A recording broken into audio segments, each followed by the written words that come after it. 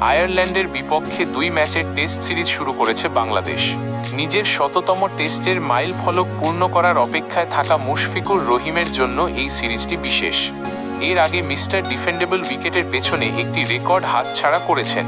আইরিশদের বিপক্ষে চলমান প্রথম টেস্টের প্রথম দিন 2টি স্টাম্পিং করেছেন লিটন দাস, যা টেস্টে বাংলাদেশি উইকেটরক্ষকের সর্বোচ্চ 17তম স্টাম্পিংয়ের রেকর্ড।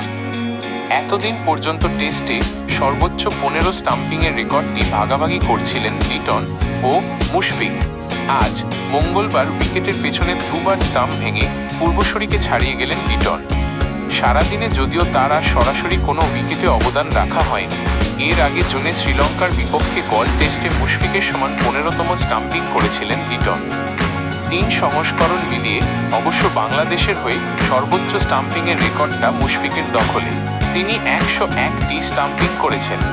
সীমিত ওভারের 2টি আন্তর্জাতিক ফরম্যাট থেকে অবসর নিয়েছেন মুশফিক।